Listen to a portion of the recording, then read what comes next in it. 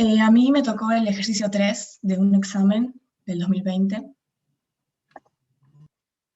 Espera que voy a poner el láser. Ahí.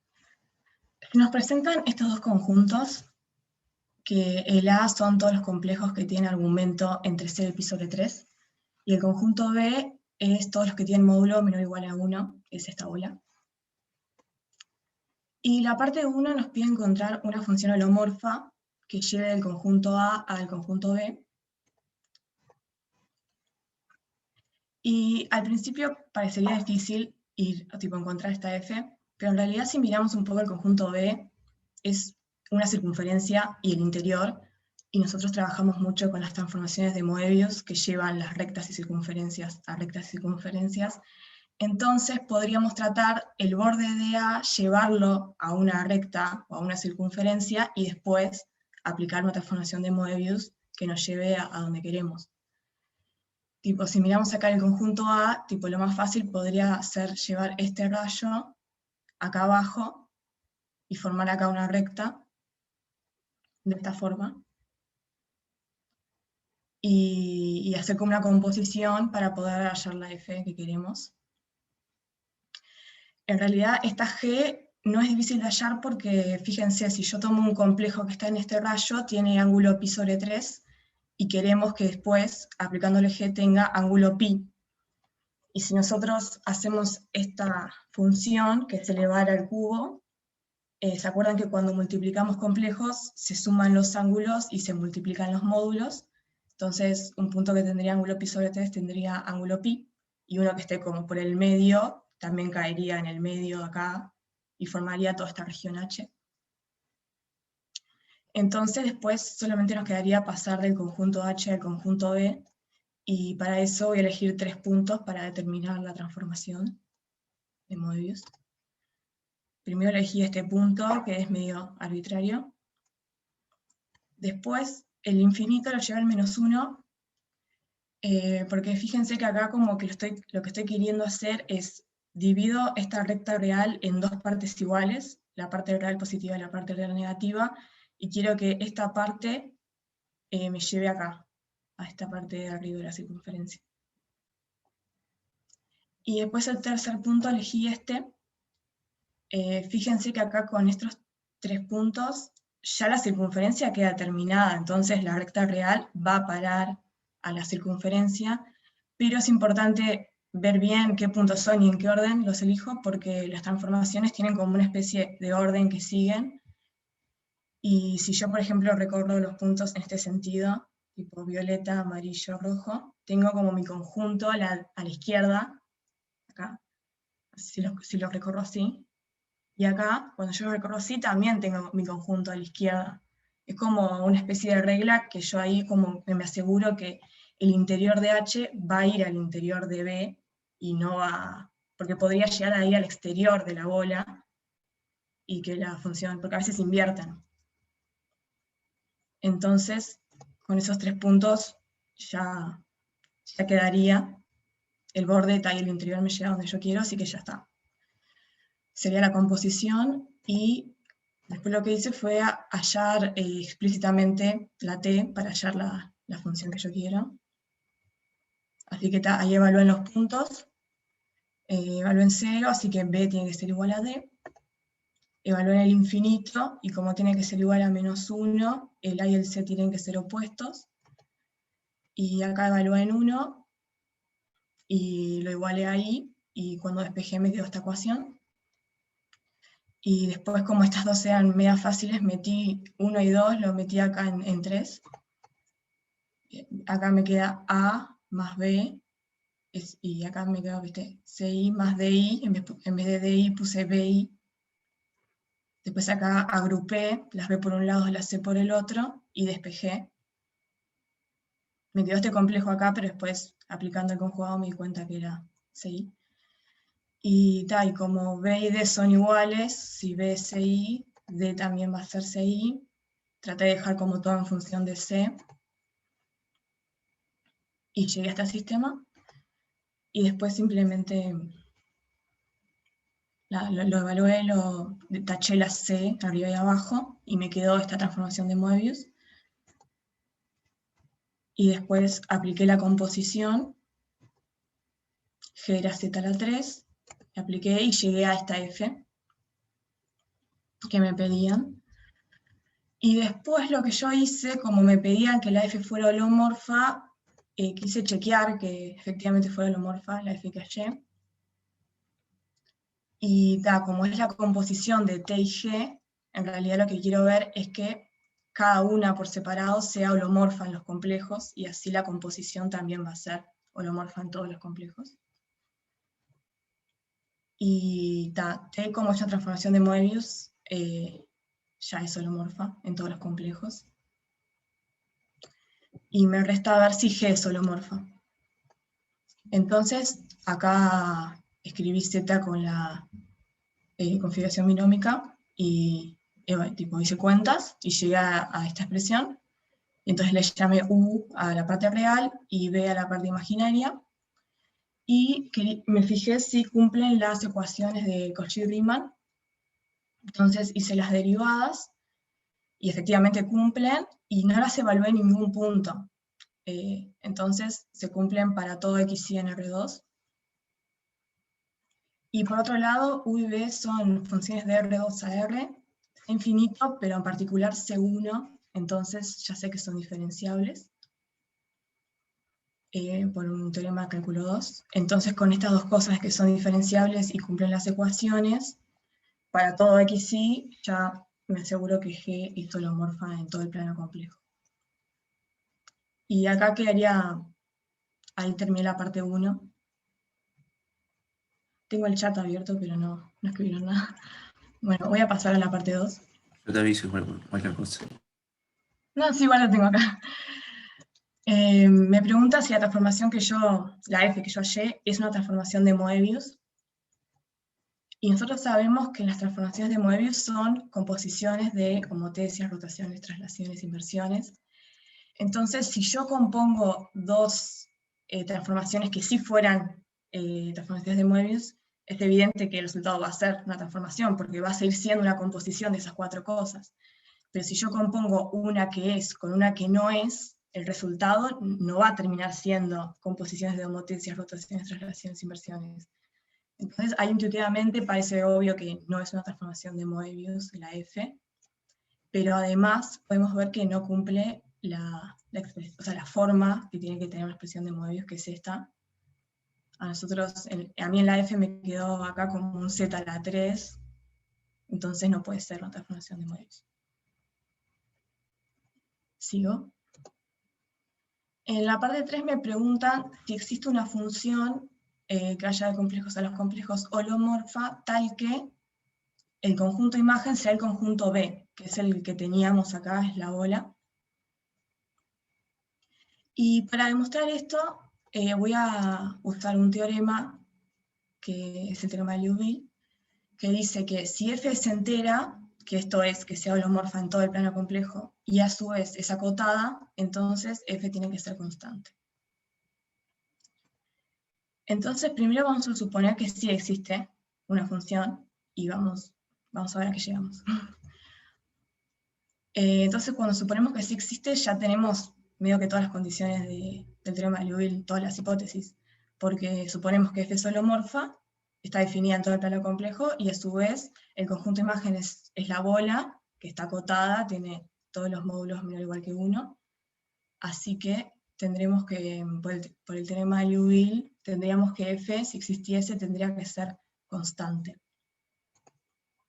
Pero esto ya es absurdo, porque si el conjunto imagen tiene que ser todo el conjunto B, no puede ser constante. Para que sea constante tiene que ser un punto solo, el conjunto imagen. Así que acá ya demostramos que no puede existir esta F, holomorfa tal que pase esto. Y la parte 4, que es la última, nos pide demostrar que no puede existir una G holomorfa tal que su imagen sea el conjunto A. Así que vamos a suponer, por absurdo, que sí existe, de nuevo vamos a suponer que sí existe, Y lo que vamos a hacer va a ser componer con la f hallada en la parte 1. La f, acá se los puse acá abajo por si no se acordaban cuál era la que llevaba este conjunto A en el conjunto B. Y miren lo que pasa cuando componemos. Nos queda f de g de c, y g de c es igual a A por la letra. Y cuando aplicamos a f le aplicamos el conjunto A, nos queda el B, y ello ya es acotada. Y por otro lado, f ya vimos que era holomorfa en la parte 1, y g es holomorfa en plano complejo por la letra, entonces tenemos que la composición también es holomorfa en plano complejo, por lo tanto es entera. Y aplicando de vuelta el teorema de Liouville, podemos ver que la composición tiene que ser constante. Entonces, vamos a usar ahora que f es inyectiva en A, que esto en realidad lo voy a demostrar aparte, pero acá lo vamos a usar directo. Que si yo tengo que esta composición tiene que ser igual a un complejo constante, y a su vez f es inyectiva en A, entonces la preimagen tiene que ser única, y eso por la inyectividad. Aparte, fíjense que acá la f solo la estamos usando en el conjunto A, no estamos aplicando f afuera del conjunto A, y f es inyectiva solo en esa parte que ya lo vamos a ver en un ratito. Entonces, con esto concluimos que g tendría que ser constante, lo cual es absurdo de nuevo, porque supusimos que no era constante y que su conjunto de imagen era el conjunto A. Entonces es absurdo, y acá ya quedó demostrado lo que queríamos.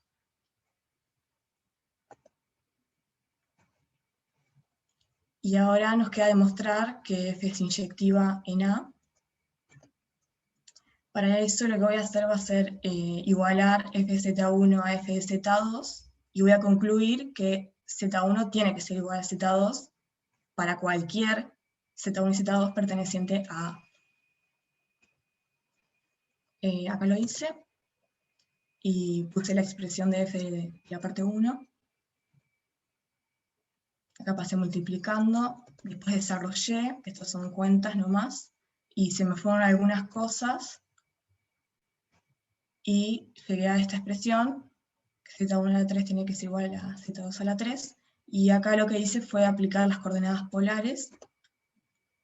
Como tenía elevado a la 3, acá el módulo me quedó a la 3, y acá como me quedaba el cubo, pasé multiplicando, entonces me quedaba multiplicando los tita.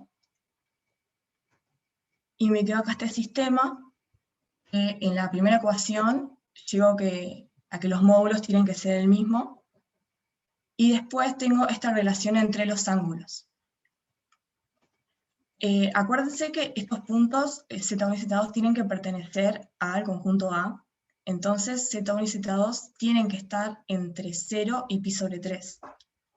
Entonces la diferencia, como mucho, puede ser pi sobre 3, si están como muy alejados, o menos pi sobre 3 si justo le resté el más grande al más chico.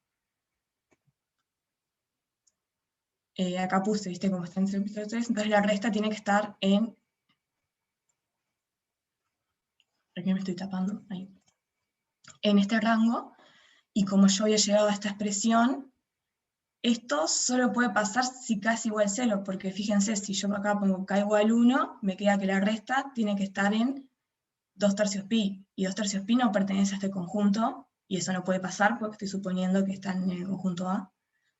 Entonces esto solo pasa si k es igual a 0, y acá ya llegué a que los ángulos tienen que ser el mismo, y con estas dos cosas ya llegué a que tiene que ser el mismo punto, Z1 y Z2. Y acá ya termino.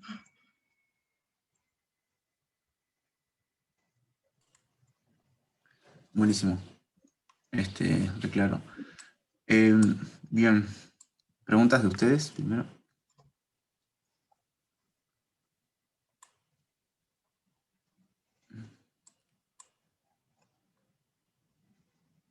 Yo tengo algunos comentarios medio finos, pero antes Vale. para ver si alguien tiene dudas. O sea, el objetivo del ejercicio era la última parte, ¿no? Ver que No podemos tener una función holomorfa en todo el plano que me mande todo el plano complejo en esa región A.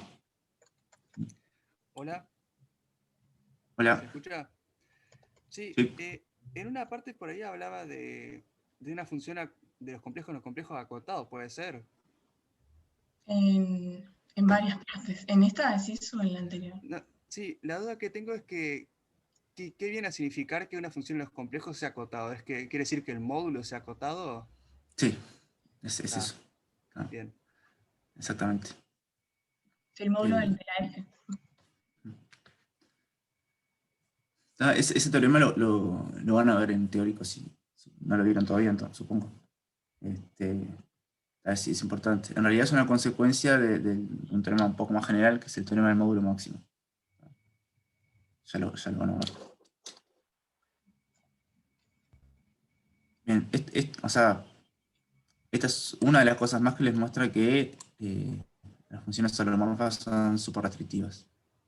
Un montón de cosas que se pueden hacer con funciones diferenciables o derivables, con funciones holomorfas ya no se puede. Es decir, no, una función diferenciable básicamente es cualquier cosa suave, si piensan en el plano, cualquier cosa suave que uno se imagina en la cabeza. Yo que sé, puede transformar o sea, sin romper cosas, puede transformar cualquier cosa en cualquier cosa.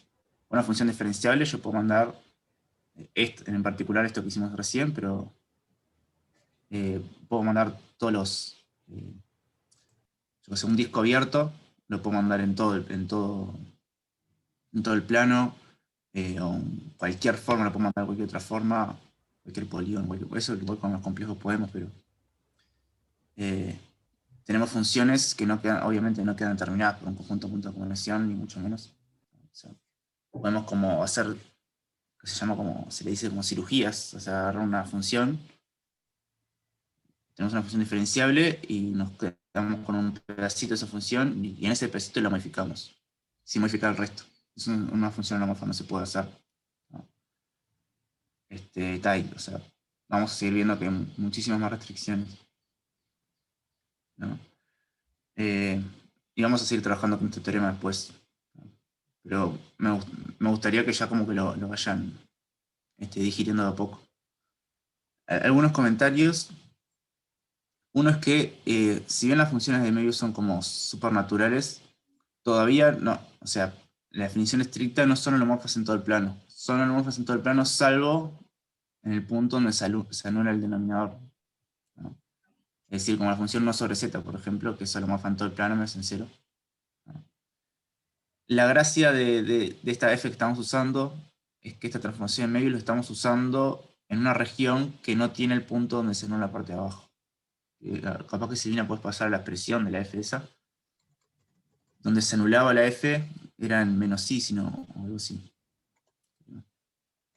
La función f, la transformación de Möbius de la f, te quedaba.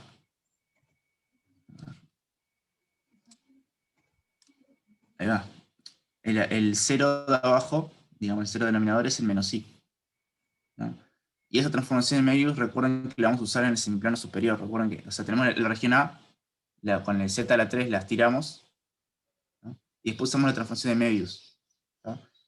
La transformación de Möbius es holomorfa en la parte de arriba, y en la parte de abajo también menos en el punto menos i. Pero la vamos a usar en la parte de arriba del plano. Entonces no tenemos problema de función holomorfa. Eso es un detalle fino, que va, o sea, decir, no es, la función de Möbius no es holomorfa en todo el plano entero, sí en todo el plano menos el punto donde se anula abajo. Como este punto queda por afuera, no importa. Claro. Obvio que podemos seguir. A ver, ¿por qué no se puede mandar? Porque acordate que las transformaciones de medios mandan rectas y circunferencias. Estoy respondiendo a Nicolás, es una pregunta en el chat todos los. Pasar por Z3. O sea, si O vos sea, discutís tu forma, se debe poder. O sea, para mí me pareció más fácil pasar por esto. O sea, no sé cómo te das cuenta, sino de una, cómo llegar. claro, depende de qué significa directo. O sea, con una transformación de medios no se puede. No sé si esa es la pregunta. Claro. Con la transformación de medios solo no se puede, porque ahí tenemos un pico. O sea, las transformaciones de medios son conformes. ¿tá? Y en el 0S, ¿tá? O sea, son conformes, es decir, preservan ángulos en todos lados. ¿tá? Absolutamente de todos lados. Y en ese piquito tendría que preservar ese ángulo. Y en el círculo no tenemos ningún corte. ¿sí? La función z a la 3 es holomorfa, ¿tá? En todos lados, y preserva ángulos donde la derivada no se anula. ¿tá? Eso no sé si lo llegamos a hablar mucho. Las funciones holomorfas son conformes, es decir, preservan ángulos, ¿tá? Pero preservan ángulos en los lugares donde la derivada no se anula. En lugares donde la derivada se anula sí pueden pasar cosas raras, como en la función z a la 3, en que en el 0 hay un ángulo que es de pi sobre 3, y con la función z a la 3 el ángulo pasa a ser pi. En el puntito ese. ¿no? Entonces, esto debería resultar bastante natural. ¿no? Es decir, la función z a la 3, recuerden que lo que hace básicamente es agarrar el plano complejo y empezar a revolverlo. O sea, en algún sentido, es decir, empiezan a agrandarse los ángulos, ¿no? Y a estirarse para afuera. Si lo veo de lejos. ¿no? Entonces lo que hicimos ahí es agarrar una sección del plano complejo que no me tape todo. O sea, cuando empiezo a dar vueltas, me tapa hasta la mitad del plano complejo. Si yo hago z a la 3 en todo el plano complejo, el plano complejo me envuelve en sí mismo 3 veces. Como que le da 3 vueltas. Además rompe esto solo. Y el último comentario es que capaz un camino un poquitito más corto, por lo menos con menos cuentas, para ver la... O sea, igual está bien, pero para ver la inyectividad de la función, la f esta, ahí, de compuesto G. ¿no? Si se fijan, cuando llegue a las cuentas les comento.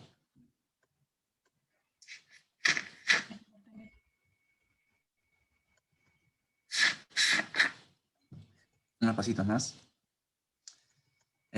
Al final, básicamente llegan a esa igualdad, que es z1 a la 3 igual a z2 a la 3. Es decir, al final del día están verificando la inyectividad de la función z a la 3 en ese dominio. Si se fijan, después de ese paso es lo mismo. Ahí me dice que mi dirección es inestable. ¿Me escuchan bien? Sí. ¿O me escuchan cortado? Bueno, bien. Se escucha bien. Ah, perfecto. Lo que yo digo es que pueden reducir el problema a averiguar la inyectividad de la función z a la 3. Recuerden que la función f es composición de z a la 3 con la transformación de medios. Como la transformación de medios es biyectiva, ¿no? La inyectividad de la f solo se podría ver afectada por la del z a la 3, no por la función biyectiva que estoy componiendo. Es decir, f es composición de g con t. Creo que esos son los nombres. G es z a la 3 y t es la transformación de medios. Si estoy componiendo una función biyectiva, entonces la composición es inyectiva si solamente sí, sin la composición con la biyectiva es inyectiva. Capaz que es medio trabalengua lo que estoy diciendo, pero... Es decir, al componer con la transformación de Möbius no me va a modificar su inyectividad. Al final del día, lo único que quiero ver es que la función z a la 3 es inyectiva. Que de hecho, de hacerlo así nomás, la función z a la 3 es inyectiva, es falso. Es verdad en el dominio S, que es lo que ahí verificó Silvina. Es decir, que al final del día, en ese dominio, en esa región A, ahí la función z a la 3 sí es inyectiva. Luego de verificar eso, tenés que la f es inyectiva, etc. Y se termina. Esos eran como los comentarios medio finos que quería hacer. Pero perfecto. ¿no? Bueno, a mí me resultó claro. No sé si alguien tiene alguna duda. Esto, no sé si ya lo trabajaron en el teórico, esto del teorema de Liouville. ¿Lo comentaron o algo?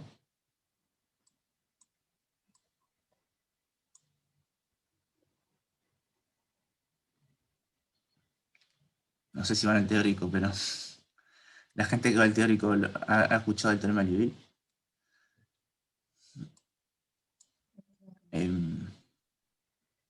Bueno, ya lo van a escuchar entonces. La idea del curso es mostrarles que o sea, no es la idea, pero es una de las ideas, es que una función holomorfa es súper restrictiva.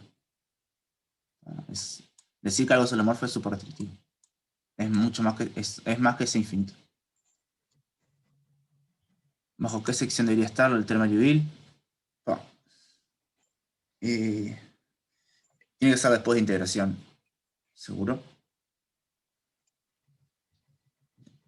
Pero no sé, o sea, tenés que saber integrar para mostrar ese teorema. En el capítulo, estamos adelante. No me acuerdo. En las notas está en el capítulo 4. Perfecto. Acá Así sí. que le falta un poquito todavía. Bien.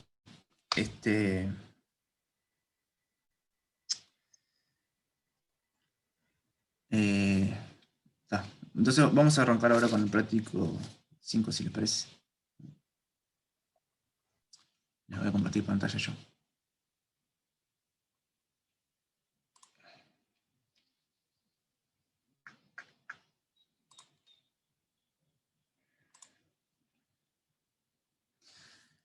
Bien.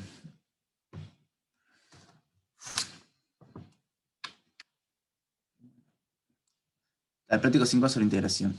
Las primeras partes básicamente es trabajar un poquito con la definición y algunas propiedades. ¿Dónde vamos a integrar? En curvas. Pero quiero que se saquen un poquito el chip de cálculo 3, de integración de curvas. Si bien hay cosas parecidas, no es lo mismo. ¿Ah? Bien, práctico 5.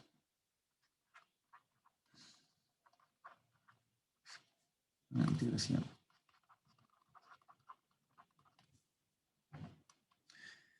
Bueno, vamos a suponer que tenemos F holomorfa. En realidad, la definición no necesita holomorfa, si quieren continúo.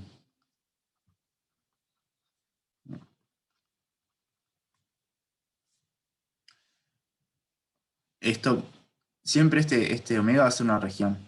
Recuerden que una región, no es necesario todo esto, pero en el contexto que vamos a usar sí. O sea, vamos a usar siempre, así que ya lo escribo ahora. Omega, recuerden que es una región. Una región, si quieren piensen en un disco o algo parecido a un disco, es algo conexo y abierto. No son pedacitos de cosas. O sea, un abierto podría ser un montón de discos disjuntos. Eso no es. Piensen en un disco si quieren. Tenemos una función continua, una curva,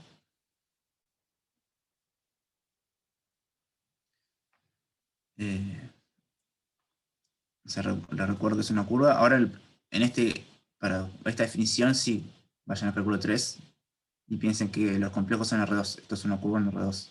Es decir, gamma va de a B, esto es un intervalo de R, en los complejos. ¿Tá? Y es continua. Una curva tiene que ser una función continua, por definición. ¿Tá? Pero además le pedimos que sea derivable en el sentido complejo.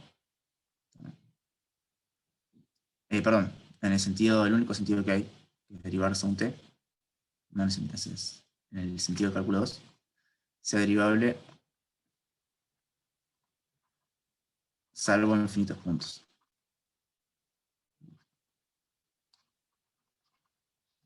Es decir, tenemos definido esto.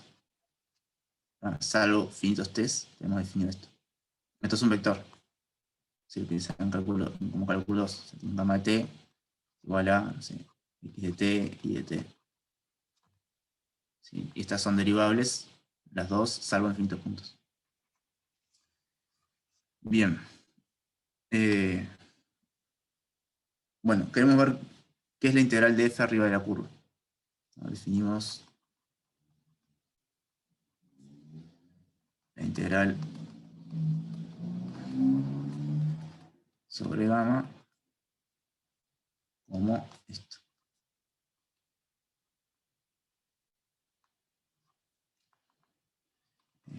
gamma de t por gamma punto de t entre A y B. Así escrito nomás, esto les tiene que resonar a cálculo 3. En cálculo 3, si, por ejemplo, solo para recordarles, si f era un campo vectorial, esto se definía así, como f de alfa de t por alfa prima de t, esto era un cálculo 3, y si f era una función escalar, se definía así. O sea, integrar estas cosas, ¿no? Este no es ninguno ni la otra, porque esta es una multiplicación, es una multiplicación compleja. Entonces no nos va a dar ninguna de estas cosas que está acá. ¿Sí? Esto es multiplicación compleja. ¿Eso qué significa? Que esta integral nos va a dar un número complejo. ¿No? Es decir, no nos va a dar un número real, es una integral que nos da un número complejo. ¿No? Si quieren, escrito con más detalle, eso está ahí, la integral esa, sería la integral de a a b. La función f, si quieren, es u y b, o f1 y f2. Si quieren, para seguir con el práctico anterior, f es u como b. Entonces, esto sería esta multiplicación, la parte real y la parte imaginaria. O si no, vamos a hacer primero esto. Real f gamma de t más i por la parte imaginaria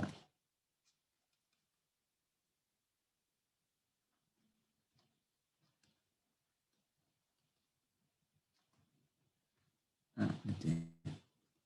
Esto a su vez es la suma de dos integrales. La b, la parte real de ese producto,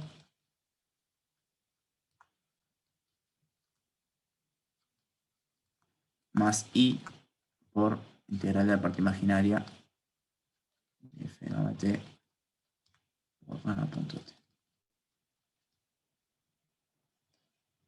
Esto no voy a seguir escribiendo, pero digo, pueden ser un poquitito más preciso todavía, escribiendo quién exactamente es la parte real de esto, y quién es exactamente la parte imaginaria de esto. O sea, simplemente es hacer la cuenta. O sea, esto es, lo voy a escribir y lo borro. U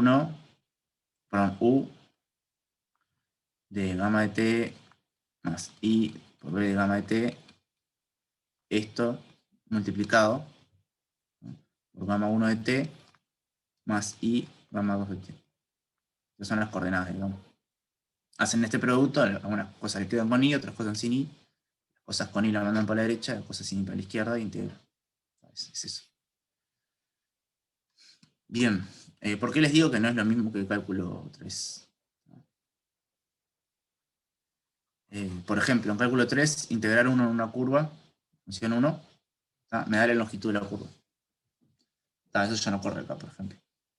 No es la misma intuición. De hecho, si tengo una curva cerrada, integro la función 1, me da 0. Lo verificamos eso. Pero antes de hacer de ejemplos, algunas propiedades a corroborar que son básicas, o sea, son súper creíbles.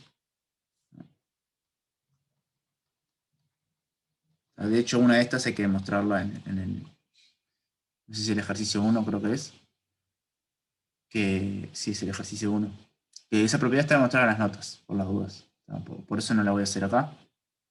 No es difícil, es solo un truquito y ya está. En la parte de las notas correspondientes a esto está hecho el ejercicio 1, digamos. Es una de las propiedades que voy a decir ahora. Primero, igual que en cálculo 3, si yo reparametrizo la curva, la integral me da igual. Es decir, la integral no depende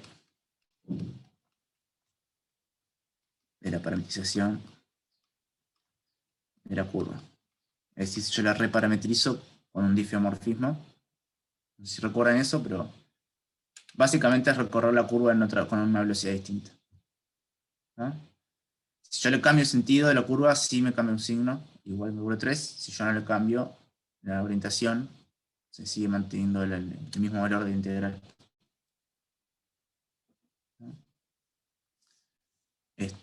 Si cambio de orientación, diciendo dirección de la curva, cambio de signo, es todo igual. Las demostraciones son esencialmente las mismas. Esto es lineal con respecto a la concatenación de caminos. Es decir, si gamma 1 por gamma 2 es la concatenación, ahora les digo qué es esto. De caminos. Por las dudas, un abuso de lenguaje y notación. Camino y curva es lo mismo, se lo voy a usar indistintamente. Y curva se refiere tanto a la función como a la imagen de la función. Ese mismo abuso que usaba en cálculo 3, lo voy a decir usando acá. Es decir, a veces hablo de curva para referirme a la imagen, o sea, al dibujo, por decirlo de alguna forma. Es una curva, pero al mismo tiempo la curva también es la función que la parametriza. Según el contexto se van a dar cuenta que es, pero es un abuso que está bastante común. Si gamma 1 por gamma 2 es la concatenación de caminos, entonces la integral en gamma 1 por gamma 2 de f es igual a la suma.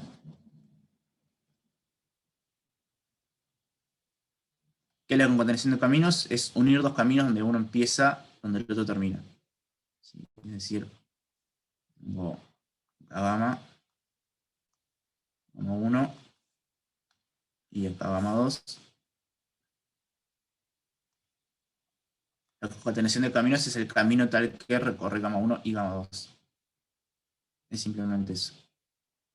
Acá es lo que en cálculo 1 era la aditividad respecto al intervalo, digamos. La integral de acá a acá más la integral de acá a acá. En cálculo 1 la integral de acá a acá. Ahí era lo mismo con caminos. ¿Qué más? La propiedad que tiene que mostrar en el práctico, que es este. Que el valor absoluto entra para adentro con una desigualdad. Dicho de forma medio grosera. Esto es menor o igual que esto. ¿No?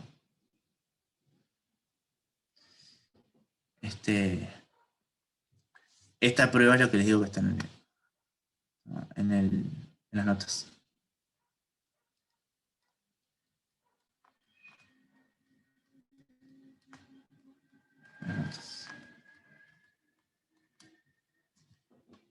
Esto es la concatenación.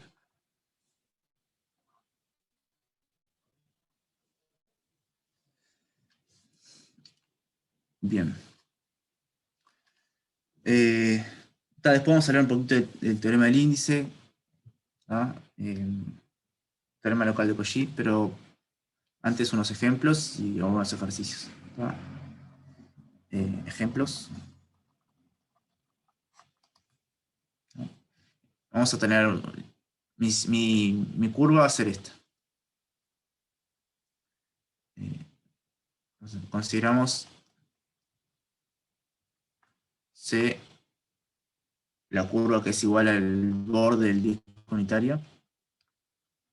Esta notación también es muy común. Esto, con dos rayitas, es el disco unitario. ¿Sí? Es lo que está dentro de la circunferencia del centro C de radio 1. Consideramos el borde, o sea, la circunferencia del centro C de radio 1. O si quieren, de radio R. El borde de la bola de centro cero y radio R. Va a ser más general. ¿Esto cómo se parametriza? Esta curva se puede parametrizar. Por lo general en los teoremas va a estar todo todo escrito con las orientaciones antihorarias, ¿no? Si no hay que dar un signo al menos. Así que por defecto vamos a casi siempre parametrizar todo en sentido antihorario. Se puede parametrizar por gamma de t, polares, coseno de t más i seno de t por un radio, que tenemos la notación polar que la voy a usar, esto lo puedo escribir así, r por e a la it. Es lo mismo, por las dudas, esto es esto. R seno de t más i r seno de t. ¿Sí? Bien. ¿Qué funciones voy a integrar? Primero la función constante. O sea, la función constante en la curva gamma. Esto en cálculo 1 me daría la longitud de la curva. Ahora no me va a dar eso. En cálculo 3. Eso. Esto es igual, por la definición, a ser 1 evaluado en la curva gamma de t por gamma prima de t. El t, no lo dije, está entre 0 y 2pi. Es la circunferencia. Es el ángulo. La función constante, no le importa quién es el argumento, es 1. Y gamma prima de t es la derivada de esto. Créanme que esa es la cuenta nomás, pero lo pueden derivar acá mismo, en vez de ir acá. En vez de ir coordenada a coordenada, lo pueden derivar acá mismo, que es la derivada de la exponencial. Es igual, es baja el exponente. ¿Sí? O si no, lo hacen acá. Fíjense que si derivan, acá les queda un menos seno y acá les queda un coseno. ¿No? Entonces es como que se intercambian los roles de la parte imaginaria y real. O sea, el coseno va a estar con el i y el seno sin el i. Entonces, es como rotar, no, pi sobre 2 es lo mismo que multiplicar por i, que es lo mismo que bajar el i acá. Esa es la cuenta. Lo que les digo es que esto es la integral entre 0 y pi, la función 1 por esto, que es i por e a la it. Es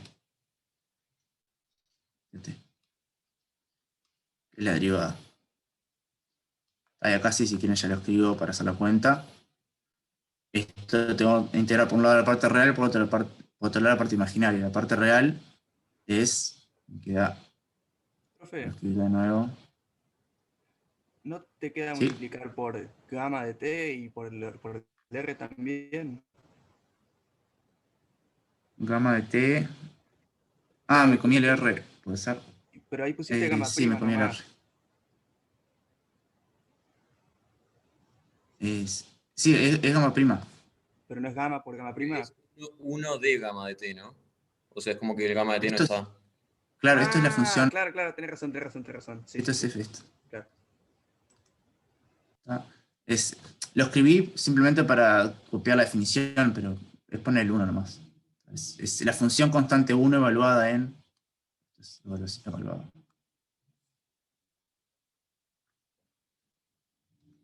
Evaluado.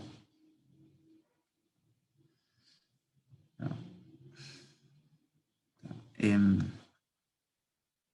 Lo que sí es verdad que me comí el R. Eso sí es verdad. Acá. Por R.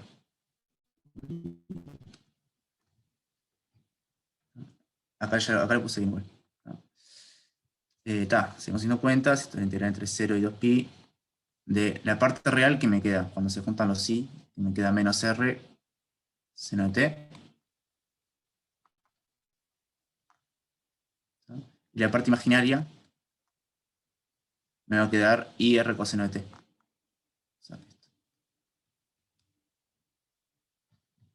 Y si se fijan, estoy integrando seno, y al final seno y coseno. El r lo saco para afuera. Estoy integrando seno y coseno entre 0 y 2pi. Es un ciclo completo. Cualquiera de las dos me da 0. Esto es 0 más 0. Igual 0. Entonces integrar 1, la función 1, la constante 1, en la curva gamma me da 0. Bueno, de hecho vamos a ver que integrar cualquier función holomorfa, en particular las constantes, en una curva cerrada es 0. No son las constantes. Yo integro z, por ejemplo, me va a dar 0, z a la n me va a dar 0. Y eso es muy fácil de ver con la regla de Barrow. Ahora vamos a hablar de eso. Pero el otro ejemplo importante que tienen que tener en cuenta es qué pasa integro 1 sobre z. Vamos a ver ese. Si integro la función 1 sobre z en gamma. ¿No? Ahora hago lo mismo, integrar entre 0 y 2pi. Esto, voy a saltarme el paso de escribirlo acá, ya lo escribo acá mismo. Esto es 1 sobre gamma de t, que es r por l y tita. 1 por r y tita, por la derivada de gamma prima. O sea, r por i por l y tita. Esto de t. Si se fijan ahora se me cancelan cosas. Me cancela esto con esto, este r con este r, me queda i solo. Es igual la integral de 0 y 2pi de i de t. Y esto es 2pi por i. El i si quieren sale para afuera y tienen integral de 1 entre 0 y 2pi. Entonces esto es 2pi por i. Entonces, dos observaciones. Una, después vamos a ver que, o sea, por ejemplo, en cálculo 1, si esto fuera un x en vez de un z, y esto integrando 1 sobre x, la primitiva sería logaritmo, y por regla de Barrow tendría que esto es igual al logaritmo evaluado en los límites de integración, que en este caso serían los mismos, entonces sería 0, porque es una curva cerrada, ¿no? La regla de Barrow también va a valer acá en los complejos. ¿Qué quiere decir esto? Que esto es una prueba de que el logaritmo no lo podemos definir en todos los complejos, porque si no, esto tendría que valer 0. Si 1 sobre z tuviera una primitiva, esto debería valer 0. Ese es el primer comentario. Es decir, lo que estoy diciendo es si acá tengo una función que es la derivada de alguien, f, en una curva cerrada, f es igual a la derivada de alguien, en sentido complejo, gamma cerrada, entonces esto tiene que ser 0.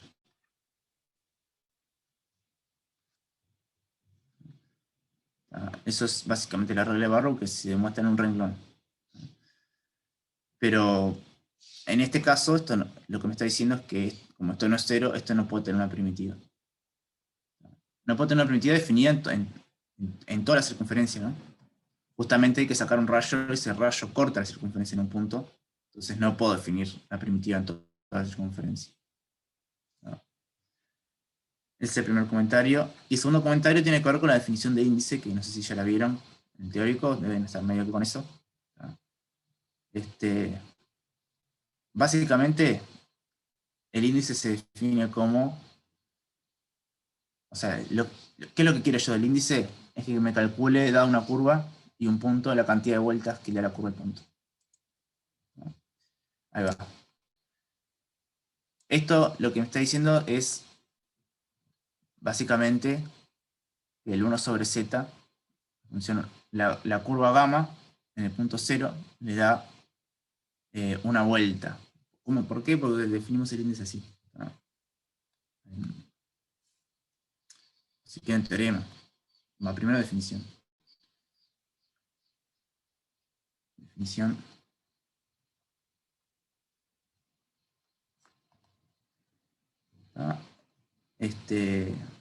Si gamma curva cerrada,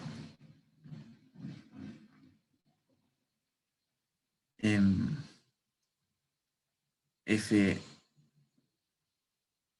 no hay ninguna f, perdón. Si hay alguna cerrada, definimos el índice de la curva. Esto es una función, ¿no? Que va de una región del plano complejo, si quieren, ¿sí? la región donde está metida la curva, si quieren, definida por índice de gamma en un punto z, acá el z, es 1 sobre 2 pi de la integral de 1 sobre, se usa mucho esta letra, que es psi, en z. Yo la hice medio mal acá, sería algo así, como algo así. Si quieren pongan una W. Yo lo voy a hacer medio así. Voy a poner W, o sea, yo ya me acostumbré a usar esta letra, pero capaz que para que quede un poco más familiar lo pongo así. Se define así el índice. En particular, fíjense que el índice de una curva en cero, es poner, digo, el z este como 0, es integrar 1 sobre W, que es lo que vamos a hacer antes.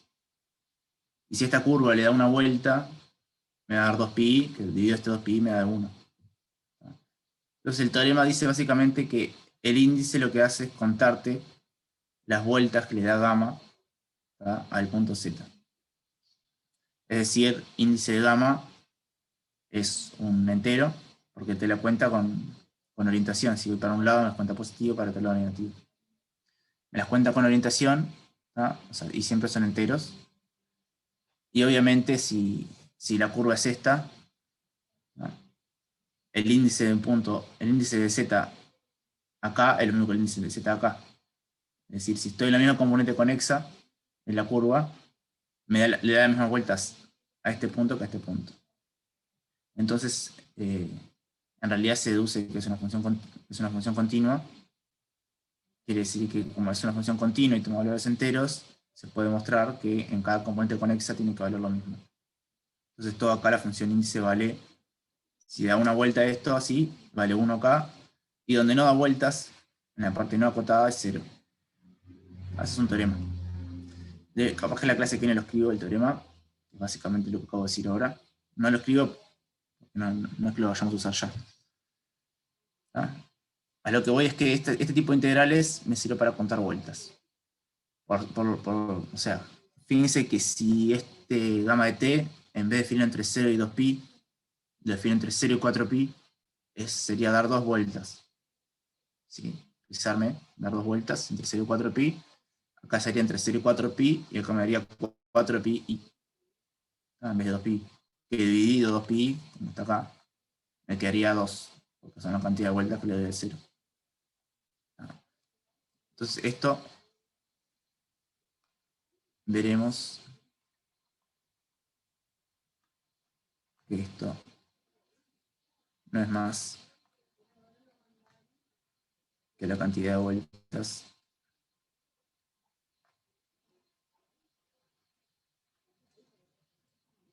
de gamma alrededor de z. Bien. Entonces, ahí voy a hacer un ejercicio ahora, pero capaz que mejor lo pasamos primero a Gala, para que no se quede corta de tiempo por las dudas. Y lo que sobre lo uso yo. Ella va a hacer el ejercicio 3, que es sobre integración. Que va a usar un poquito más de lo que dije yo. Va a usar un poquito de la regla de Barrow que les digo, que es súper intuitiva. Ya lo van a ver. Gala, ¿estás por ahí? Sí, estoy pronta. Entonces, dejo de compartir pantalla yo.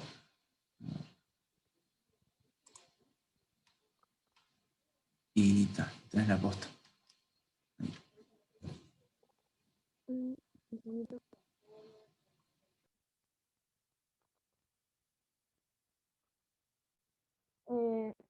No sé si ahí se escucha. Yo escucho. Está bien, impecable. Bien, entonces a mí me tocó el ejercicio 3 del práctico 5, que lo que pedían era integrar la función f de z y te daban distintas curvas. Bien, entonces en la primera parte del ejercicio te pedían integrar la función f de z, e de z en la curva gamma e de t menos 1 por e de t menos e a la pi más i por seno de t con el tiempo entre 0 y pi. Entonces yo hice como, no sé, como escribí las cosas que entendí que eran necesarias para usar en el ejercicio, que las explicaste recién. Por ejemplo, la definición de la función de integrar una función f de z, que es lo mismo que integrar f evaluado en omega por omega prima entre a y b, siendo a y b los parámetros de la curva, que es exactamente lo mismo que integrar en dos partes, una la parte real y otra la parte imaginaria. Fue lo que recién explicaste. Y después, algo que entendí que también era necesario para integrar bien, era el teorema local de Cauchy, que surge también de la regla de Barrow, que básicamente nos dice que si la función es holomorfa y tiene primitiva, la integral de f de z en omega es 0 para todo camino cerrado. O sea que gamma de a es igual a gamma de b. Si sucede eso, entonces la integral nos da 0, que fue, o sea, se vio en el ejemplo que recién hicimos, que era el de la curva. El de la curva que era el círculo, unidad. Bien. Entonces, yendo al ejercicio, lo que podemos hacer es evaluar la curva gamma en los parámetros de integración, que serían el tiempo entre 0 y pi. Entonces, si yo hago gamma de 0, me da e a la 0 menos 1 por e a la 0 menos pi más i por seno de 0, que eso nos da 0. Y gamma de pi nos da e a la pi menos 1 por e a la pi menos e a la pi, o sea que ese término te da 0, más i por seno de pi que da 0. Entonces, como ambas nos dan 0, es una curva cerrada. Y por la proposición que vimos recién, si la función es holomorfa, que e de z es holomorfa, y la curva es cerrada, entonces la integral nos da 0. Esa sería la primera parte. Bien, después nos piden integrar la función f de z, que es z a la m por z conjugado a la n, con la función, con la curva, perdón, coseno de t más i por seno de t, con t entre 0 y 2 pi, que se vendría a ser el disco unidad con m y n entero. Bien, como no nos dicen absolutamente nada de m y n, simplemente que son enteros, vamos a tener que considerar distintas opciones. Pero lo primero que hay que tener en cuenta es que la función z conjugado no es una función derivable, entonces no podemos decir que la integral es 0 como en el caso anterior, que podíamos decir que era 0 porque simplemente era una curva cerrada. En este caso también es una curva cerrada, pero hay que integrar porque no tenemos esa hipótesis. Si tienen alguna duda de si z conjugado por qué no es derivable, es el primer ejemplo que está en el teórico sobre funciones holomorfas, y es hacer un límite y darte cuenta que no es, que no es derivable. Bien, entonces yendo más al ejemplo, lo separé en dos. Primero si m es mayor a n y después si m es menor o igual a n. En el primer caso, lo que puedo hacer, si considero que m es más grande que n, puedo simplemente multiplicar acá, no sé si ven el cursor, por z a la n y por z a la menos n, que es lo mismo que multiplicar por 1, para poder tener una agrupación más simple que nos deje integrar más fácil. Si yo multiplico por n y por a la menos n, puedo separar esto, y z a la n por z conjugado a la n es lo mismo que el módulo de z al cuadrado a la n. Que como sabemos que estamos en esta curva, sabemos que el valor absoluto de z es 1, entonces nos queda que es z a la m menos n. Y z a la m menos n es una función holomorfa, y como es una curva cerrada, es 0, la integral. Pero ese sería un caso. Entonces ahora hay que estudiar el otro caso, en el que m es menor o igual a n. Si m es menor o igual a n, puedo aplicar una proposición bastante análoga a la anterior. En vez de multiplicar por z a la menos n, como había hecho antes, multiplico por z conjugado a la m y z conjugado a la menos m, que es lo mismo que multiplicar por 1, y puedo agrupar el z a la m y el z conjugado a la m, que es lo que escribí acá, el valor absoluto de z al cuadrado a la m. Bien. Y entonces, por el mismo razonamiento, como el módulo de z yo sé que es 1, esta parte me queda en 1, y me queda que la integral es igual a z conjugado a la n menos m. Bien, entonces, la curva gamma donde nos piden integrar, que es coseno de t más i por seno de t, también se puede escribir como e a la it, que es, como habías explicado, por polares, o sea, es exactamente la misma curva, simplemente se puede escribir distinto. Bien, entonces la integral con esa notación nos quedaría e a la it a la n menos m conjugado por la derivada, que sería i por e a la it. Puedo sacar el i para afuera porque no me afecta por no tener variable de integración. Y después lo que puedo aplicar es que e a la it a la n menos m conjugado es exactamente lo mismo que e a la it por m menos n, o sea, di vuelta el coeficiente al que está elevado. Bien, y después lo que puedo hacer es agrupar los coeficientes de la potencia. Entonces nos quedaría que e a la it por m menos n más 1. Yo acá hice un asterisquito que es un comentario que después voy a volver, pero está por ahora es irrelevante. Bien, y nosotros sabemos que eso es simplemente la integral de coseno de t más i por seno de t por m menos n más 1, ¿no? Y como esas funciones las conocemos, sabemos lo que valen los integrandos, que sería esto en este caso. La primera nos da seno de t por m menos n más 1 y la segunda coseno de t por m menos n más 1, ambas multiplicadas por los coeficientes, ¿no? Y eso se tiene que evaluar entre 2pi y 0. Y tal, como sabemos que son periódicas las funciones, sabemos cuánto valen y nos da 0. Y tal, y ahora voy a volver sobre el comentario anterior sobre el asterisquito. Acá yo asumí, no sé si de nuevo si ven el cursor, yo acá asumí que m menos n más 1 era distinto de 0, por eso pude seguir integrando. Pero si yo dijera que fuese 0, la integral acá me quedaría 1. E a la it a la 0 me da 1.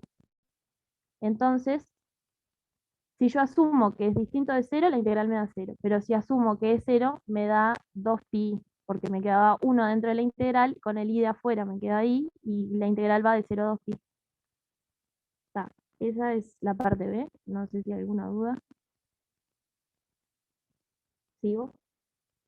La parte C nos pedían integrar la función 1 sobre z cuadrado más 9 en la curva z es igual a i más 3 a la e y t con el tiempo entre 0 y 2pi. Bien, lo que podemos ver acá es que la curva donde nos están pidiendo integrar es un círculo que tiene centro en el complejo I con radio 3. Y voy a intentar dejar un poquito más linda la función f de z para ver si se nos simplifica la integral. Entonces, esto es por cálculo 1, nosotros sabemos separar que si el denominador tiene dos raíces, lo podemos separar, o sea, a más sobre z más 3i más b sobre z menos 3i. Y ese a y b, haciendo cuentas, sale que a es i sobre 6 y b es menos i sobre 6. Entonces, la integral de 1 sobre z cuadrado más 9 es lo mismo que i sobre 6 por la integral de 1 sobre z más 3i menos la integral de 1 sobre z menos 3i.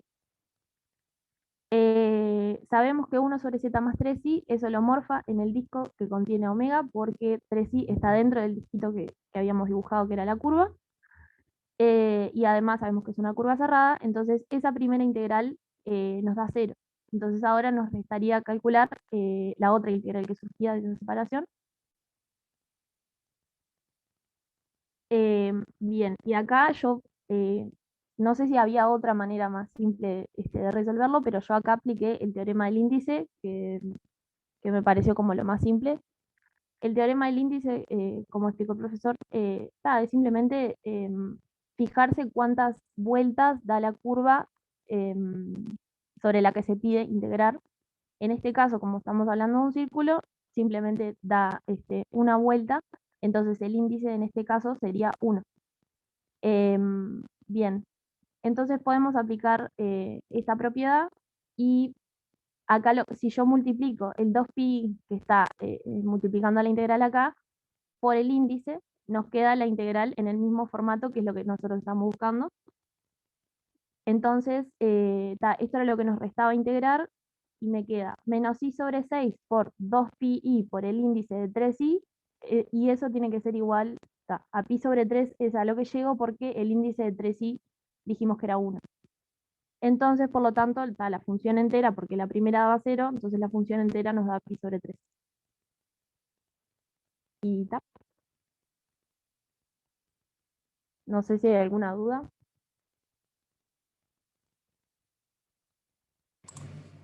¿Vas?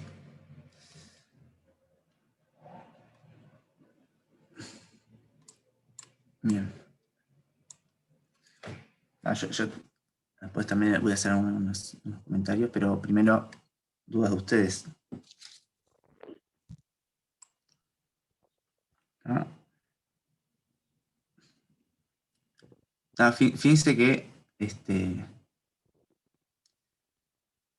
salvo en los casos no holomorfos, no hay que hacer cuentas realmente.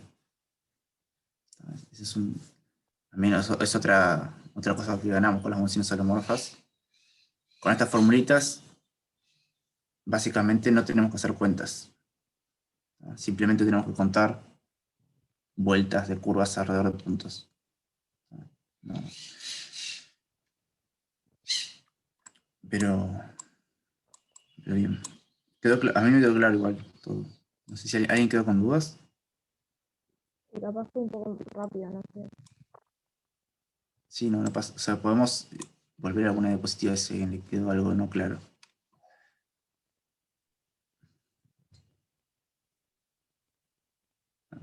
Fíjense lo del índice, ¿no? O sea, que yo no le llegué a anunciar el teorema, pero ella sí lo escribió ahí, el teorema del índice. A ver qué dice, le puedo mostrar un poquito.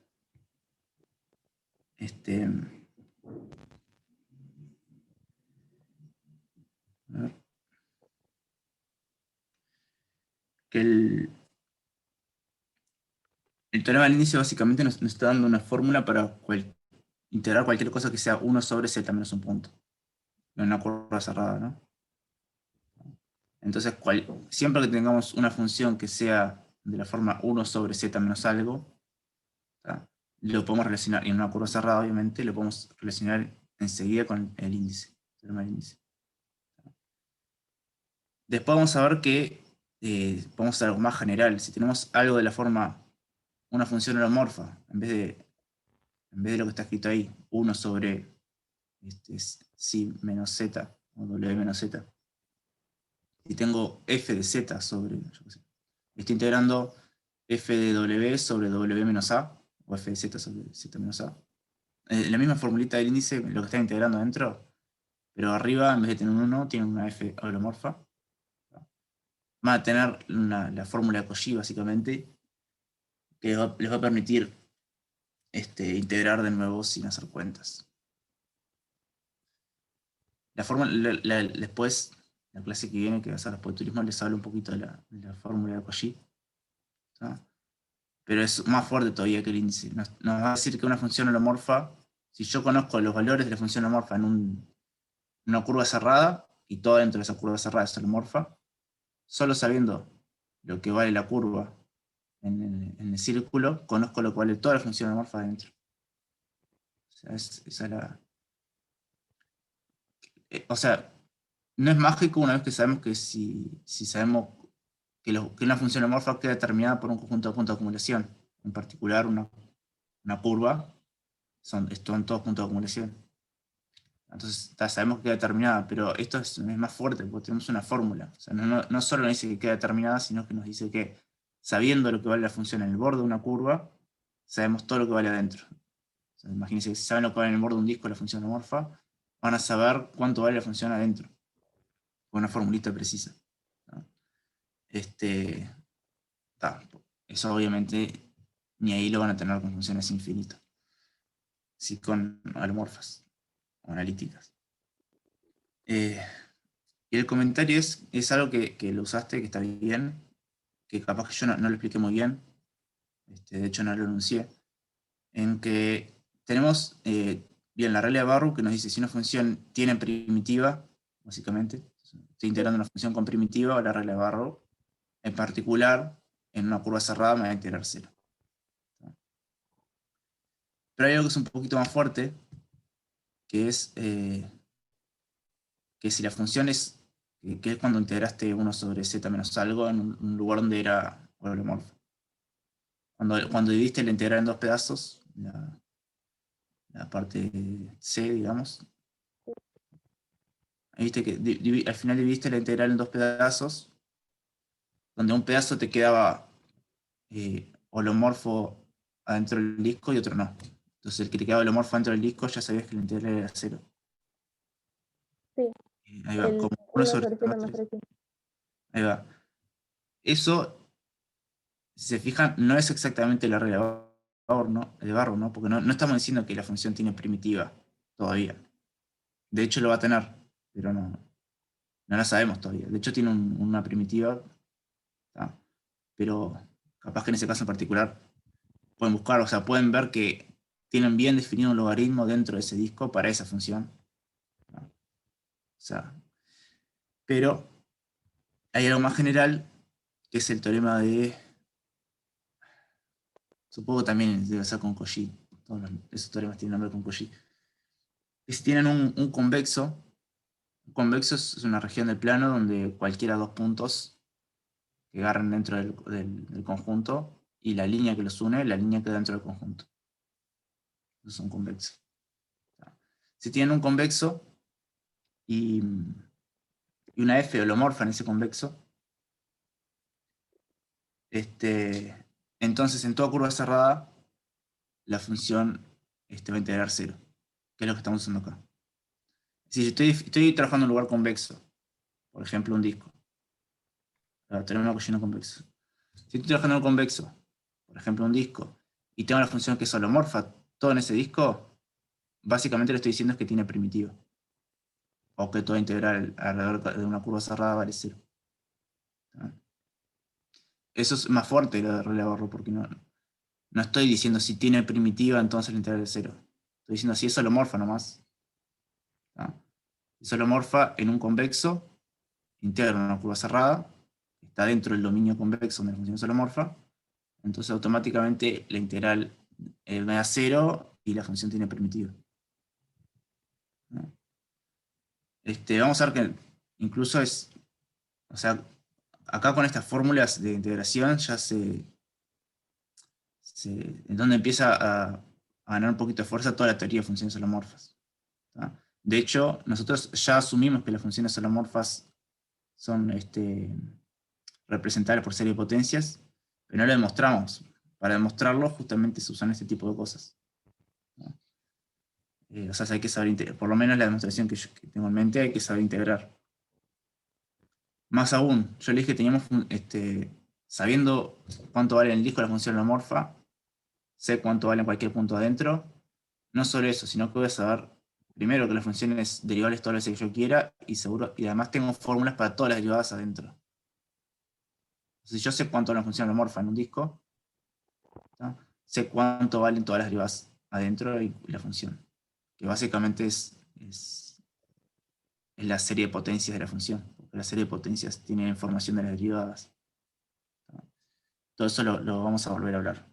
Simplemente estoy haciendo una especie de tráiler de lo que se viene. No sé qué hora estamos. Queda un poquito de tiempo. Dejo de compartir si querés. Sí, no sé si alguien más tiene, si tienen dudas, si quieren ver algo de la presentación, o les paso a comentar algunas cositas chicas del práctico. ¿Nadie?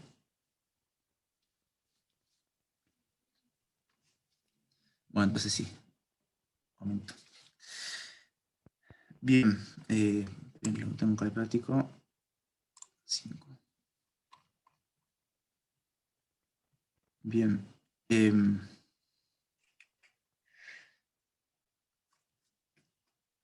La clase que viene me gustaría hacer el 5, el 6, por ejemplo. También van a haber 2 exposiciones lo que viene. El 5 y el 6 me gustaría hacerlos. O sea, háganlos ustedes igual. O sea, intenten por lo menos. Y el 9 me parece que también vale la pena. Y el 2, capaz que me da tiempo para hacerlo bastante rápido ahora. ¿Sí? El 2, estoy viendo el práctico ahora. Se los leo, pero si lo tienen a mano mejor. El 2 dice que si tengo una función, una sucesión de funciones, en una región de los complejos, y la sucesión converge uniformemente a otra función en los complejos, o sea, converge uniformemente en todo compacto, no en toda la región. Yo fijo un compacto, ahí las sucesiones convergen uniformemente, ¿no? Esto tiene un nombre, convergencia uniforme en compactos, o sea, no es muy original el nombre, no se usa. Hay uno de los ejercicios extra que subí que usa esto. 1 o 2. Entonces tenemos una sucesión de funciones holomorfas que convergen uniformemente a una f. Holomorfas no, continuas. Profe, no estás compartiendo nada. No sé si es la idea. No, es que creo que cuando abro otra ventana se me deja de compartir. Pero ya vuelvo, estoy leyendo el práctico, por eso no. A mí supongo que me ven, pero ya vuelvo a la pantalla. Sí, claro. El práctico dice eso. Tengo sucesión de funciones converge uniformemente a otra f, ¿tá? En todo compacto. Entonces eso se puede traducir a pasar un límite para adentro en las integrales. ¿No? Ahora sí voy a escribir. Ejercicio 2. Súper rápido.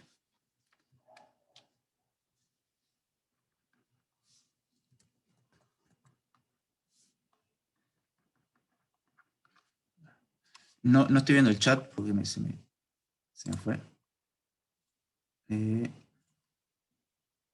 No, tenés razón, nunca compartí la pantalla. Perdón. Ahí va. El ejercicio 2.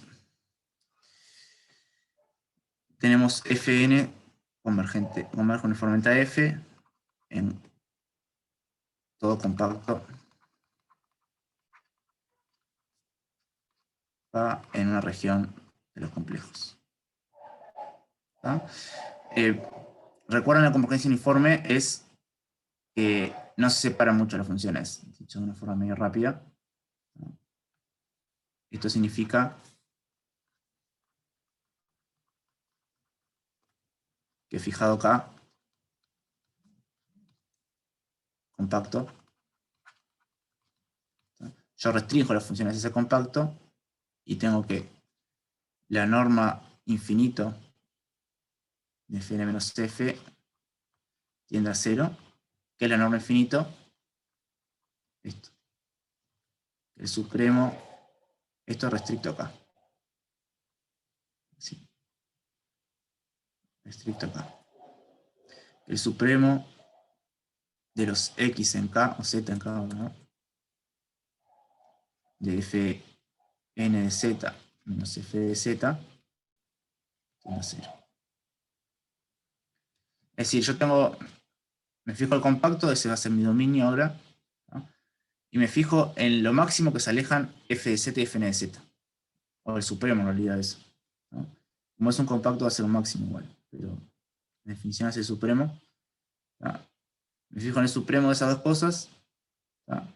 Y eso es la distancia entre las dos funciones. O sea, lo máximo que se alejan las dos funciones es lo que voy a llamar la distancia infinita entre las funciones. Convergencia uniforme quiere decir que esa máxima distancia tiende a 0. Esto ya lo hemos hablado y básicamente es lo del entornito. La Fn se mete en un entornito de la F en algún momento. Bien, ¿qué lo queremos ver? Queremos ver en este contexto, de arriba, el límite entra para dentro de la integral, por decirlo de una forma. O sea, el límite en n de esto. Hagamos una curva cerrada. Acá. Gamma, curva cerrada. En este contexto, el límite es igual a... O sea, el límite de la integral es igual a la integral del límite. Es decir, pasa para dentro del límite. Que esto es igual a integral de f.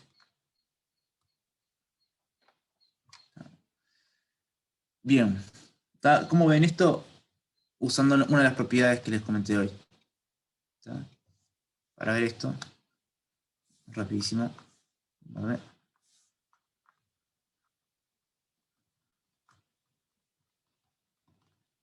¿Está? Es decir, voy a comparar estas cosas. Voy a comparar esto con esto. Quiero ver que esto es muy parecido a esto cuando n es grande. O sea, voy a estudiar la diferencia de esto con esto. Tengo acá una sucesión de complejos, ¿sí? O sea, esto es un complejo para cada n. Esto es un complejo para cada n. Quiero ver que esta sucesión de complejos tiende a este numerito. Entonces voy a ver que la resta tiende a 0. Básicamente. Entonces, la resta de uno sobre otro, ¿no? Por linealidad, esto es igual a esto.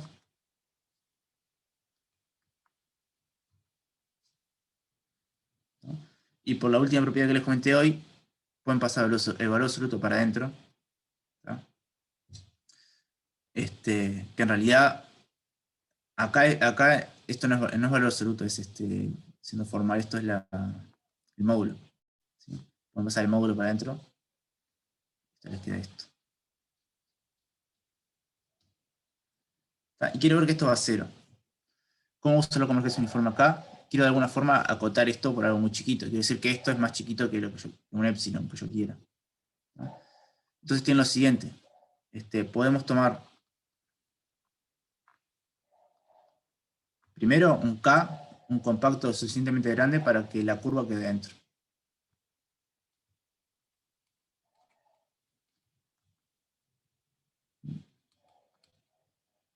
Tal que gamma incluido en K. Acá estoy haciendo un abuso de notación. De nuevo, gamma es una función, pero ahora estoy pensando como curva. Esto es un abuso. ¿Sí? Que significa lo que uno piensa, que la curvita queda toda dentro del compacto. Aparece un dibujito. Tengo acá la región omega. Tengo la función gamma. Es una curva cerrada. Y el compacto que me agarro es un compacto K por acá. Esto es K. Bien. Bueno, ¿cómo sigue esto? Dentro de ese compacto tenemos convergencia uniforme. En este compacto tenemos convergencia uniforme.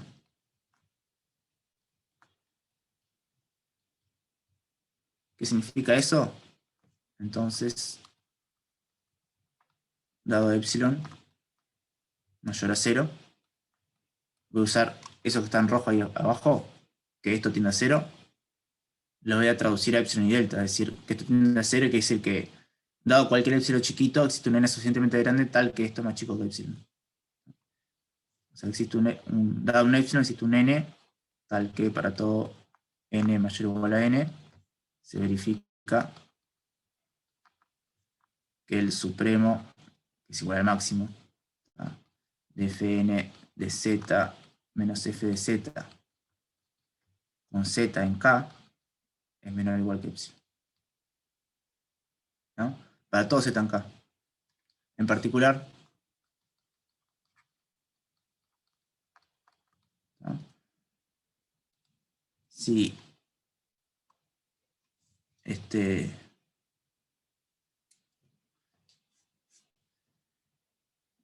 si z está en gamma, que está incluido en k, tengo fn de z menos f de z menor o igual que epsilon. ¿No? ¿Qué estoy diciendo entonces ahora? Que si estoy en la curva gamma, fn menos f, lo puse como norma, pero es módulo, es lo mismo. ¿No? Que fn de z menos f de z adentro de gamma siempre es más chico que epsilon eso. Entonces, ahora si me agarro un n, n más grande, un n más grande que el n mayúscula, esto acá va a ser menor o igual que integral epsilon. Entonces, integral de fn en gamma menos fn de gamma es menor o igual a integrar esto que lo habíamos escrito antes, y por esto de acá es menor o igual a integrar epsilon.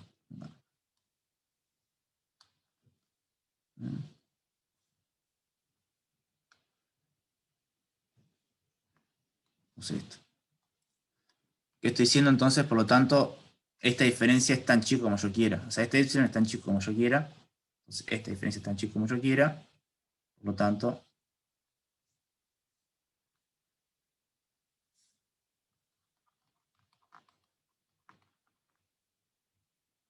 esto tiende a esto.